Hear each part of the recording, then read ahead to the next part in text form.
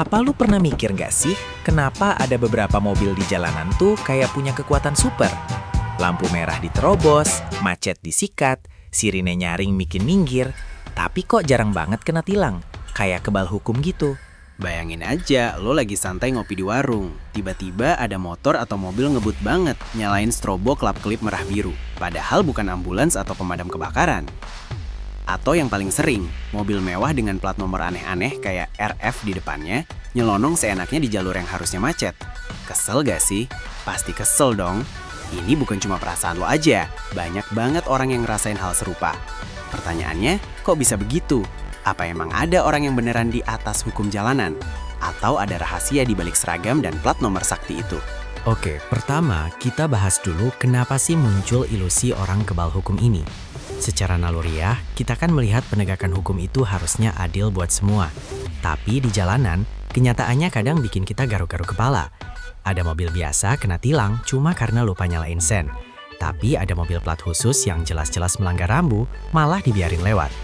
Inilah yang bikin masyarakat awam, kayak lo dan gue, ngerasa kok ada perlakuan beda ya.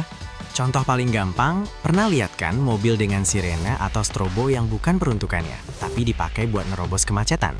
Atau konvoi kendaraan pribadi yang dikawal polisi seolah-olah mereka rombongan VVIP? Padahal, menurut Undang-Undang Nomor 22 Tahun 2009 tentang Lalu Lintas dan Angkutan Jalan, penggunaan alat isyarat dan bunyi itu punya aturan ketat. Hanya kendaraan tertentu yang boleh menggunakannya. Misalnya kendaraan pemadam kebakaran, ambulans, PMI, mobil jenazah, kendaraan dinas kepolisian, TNI, pengawal kepala negara, dan pengawal konvoi atau pesta. Kalau bukan kendaraan-kendaraan ini tapi pakai sirena atau strobo, itu jelas pelanggaran. Ibaratnya lo masuk warung kopi, terus maksa minta dilayani duluan padahal baru datang dan yang lain udah ngantri. Gak sopan kan? Bahkan, studi menunjukkan bahwa fenomena penggunaan atribut tidak sesuai peruntukan ini seringkali disalahgunakan untuk mendapatkan prioritas dan menghindari kemacetan.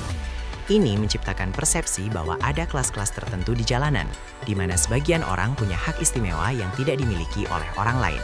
Nah, sekarang kita bongkar. Siapa sih yang secara resmi emang dikasih hak prioritas di jalanan? Jadi biar adil, bukan berarti kebal hukum ya, tapi mereka punya hak prioritas karena tugas atau kondisinya.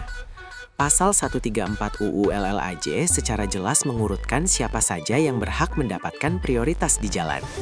Urutan prioritas itu adalah kendaraan pemadam kebakaran yang sedang melaksanakan tugas, ambulans yang mengangkut orang sakit, kendaraan lembaga negara Republik Indonesia, kendaraan pimpinan dan pejabat negara asing serta lembaga internasional yang menjadi tamu negara, iring-iringan jenazah, konvoi atau kendaraan yang sedang menindak pelanggaran lalu lintas, dan kendaraan yang memiliki fungsi pelayanan masyarakat tertentu.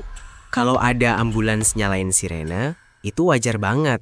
Dan kita wajib ngasih jalan, karena mungkin ada nyawa yang harus diselamatkan. Kalau ada pemadam kebakaran lewat, jelas kita harus minggir, karena api bisa melahap bangunan lebih parah kalau mereka telat. Itu namanya prioritas, bukan hak istimewa pribadi. Analoginya gini, kalau di warung kopi, ibu hamil atau orang tua rentakan biasanya didahulukan. Itu karena kondisi mereka yang memang butuh prioritas, bukan karena mereka lebih kaya atau lebih penting dari yang lain. Paham kan bedanya? Sayangnya, pemahaman ini seringkali tumpul di lapangan. Banyak yang salah kaprah, menganggap mobil berplat nomor khusus atau mobil yang dikawal polisi itu otomatis punya semua hak untuk melanggar aturan. Padahal, prioritas itu ada batasannya dan harus digunakan sesuai kondisi darurat atau kebutuhan tugas. Kalau sekedar mau buru-buru ke mall atau rapat biasa, ya tetap harus patuh aturan dong. Ini dia nih yang paling sering bikin kita penasaran. Plat nomor aneh-aneh yang sering nongol di mobil-mobil mewah atau yang suka bikin ulah di jalan. Plat nomor kayak RF, KH, KZ, Z dan sejenisnya itu bukan cuma hiasan atau kode rahasia. Itu adalah plat nomor khusus dan rahasia yang memang diperuntukkan bagi pejabat negara. Plat RF. Ini yang paling umum kita lihat. Kode RF ini bisa diikuti dengan huruf lain seperti RFS, RFP, RFD, RFL, RFA, dan seterusnya. Plat ini menandakan kendaraan dinas pejabat tertentu.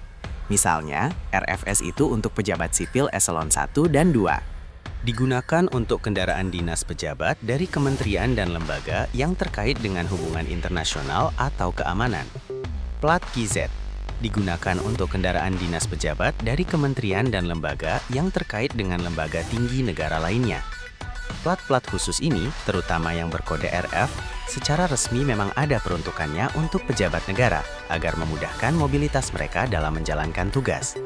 Mereka juga biasanya punya hak untuk mendapatkan pengawalan atau prioritas tertentu saat bertugas. Masalahnya, seringkali plat ini disalahgunakan.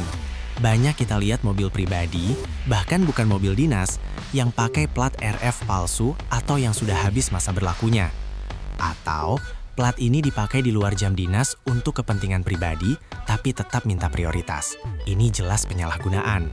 Ibaratnya, lo di warung kopi pakai baju seragam, biar dikira pemilik warung, dan bisa nyuruh-nyuruh. Padahal lo cuma pelanggan biasa, kan kocak.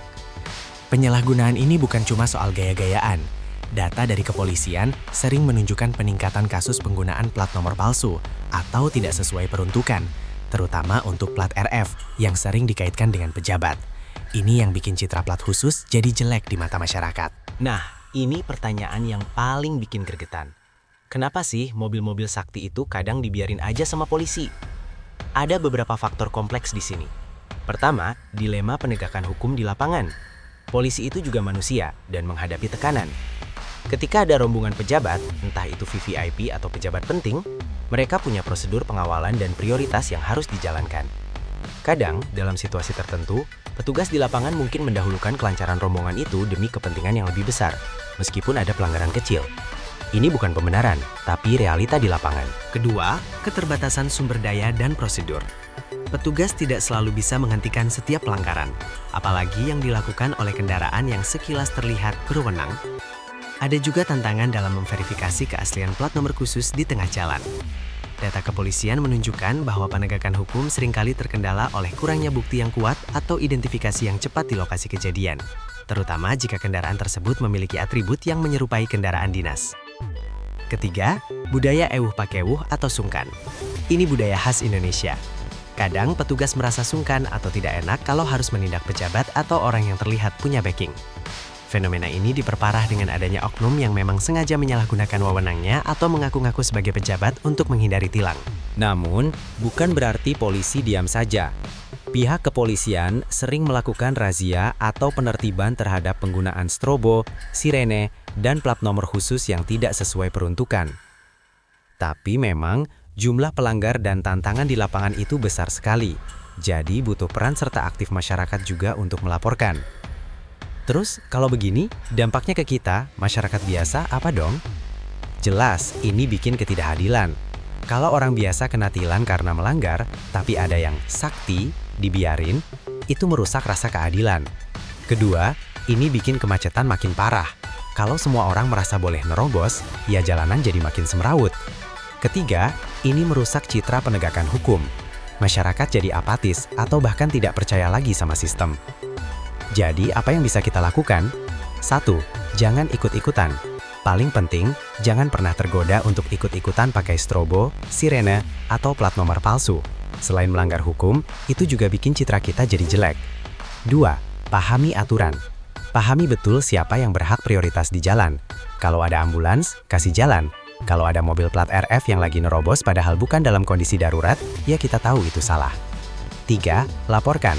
Sekarang banyak kok channel buat laporan. Kalau lihat penyalahgunaan, jangan cuma ngedumel di warung kopi. Bisa direkam dan dilaporkan ke pihak berwajib melalui media sosial atau aplikasi pengaduan resmi, tentu dengan bukti yang jelas. 4. Budayakan tertib. Kunci dari semua ini adalah budaya tertib. Kalau semua pengguna jalan sadar dan tertib, pasti jalanan kita jadi lebih nyaman dan aman. Intinya, di balik seragam dan plat nomor sakti itu ada aturan yang jelas. Yang bikin mereka terlihat kebal hukum itu bukan karena aturan yang mengizinkan, tapi karena adanya penyalahgunaan, kurangnya penindakan di beberapa kasus, dan juga budaya kita sendiri. Jadi, bukan karena mereka sakti beneran, tapi karena kita sering membiarkan kesaktian palsu itu tumbuh subur di jalanan.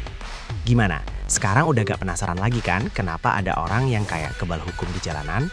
Udah tahu kan fakta di balik seragam dan plat nomor sakti itu? Yuk, kita sama-sama jadi pengendara yang lebih cerdas dan patuh aturan.